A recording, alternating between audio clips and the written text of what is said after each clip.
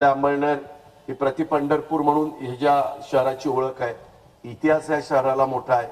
साने गुरुजी असतील, शाहीर साबळे असतील किंवा स्वर्गीय आपली अभिनेत्री स्मिता पाटील असेल, स्मिता पाटीलचे वडील, स्मिता पाटीलचे काका, स्मिता पाटीलची आई, हे सगळ्यांचा ह्या शहराशी एक जवळचं नातं आणि त्याच्यामुळं हे शहर फार मोठ्या प्रमाणावर या शहराचा नावलौकिक वाढलेला आहे. आणि असं असताना आणखीन चांगल्या चांगल्या गोष्टी या शहराच्या बाबतीमध्ये घडाव्यात अशी मनोमन इच्छा तुमचे लोकप्रतिनिधी या नात्याने अनिल दादांची पण आहे, साहेबरावांची पण आहे, नवीन नेतृत्व नवीन कार्यकर्ते या नात्याने श्यामची पण आहे आणि तुमची पण सगळ्यांची.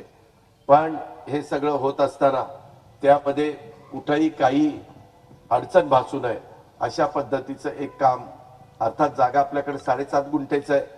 ज्यावेळेस कुठं ओपन स्पेस असते, कुठं उद्यानाचं आरक्षण असतं, कुठं क्रीडांगणाचं आरक्षण असतं, कुठं मंडईचं आरक्षण असतं, कुठं वेगवेगळ्या प्रकारचे ज्याच्या मूलभूत गरजा नागरिकांना तिथं राहत असताना त्या देणं हे नगरपालिकेचं कर्तव्य असतं, नगरसेवकांचं कर्तव्य असतं, नगराध्यक्षांचं कर्तव्य असतं.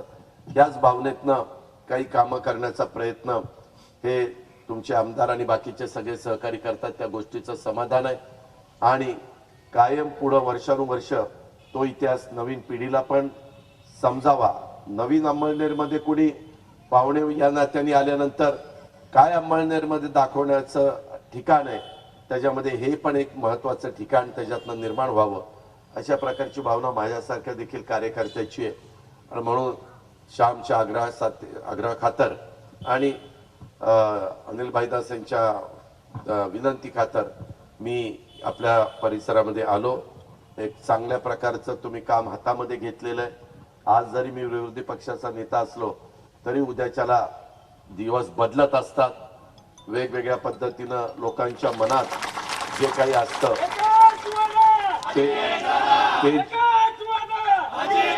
ते त्या पद्धतीने जनता करत असते. आणि त्याच्यामुळे स्वातंत्र्य मिळवण्याच्या करता ज्या ज्या अनेक लोकांनी स्वतःच्या जीवाची पर्वा केली नाही, स्वतःच्या प्रपंचाची पर्वा केली नाही, स्वतःला झोकून दिलं.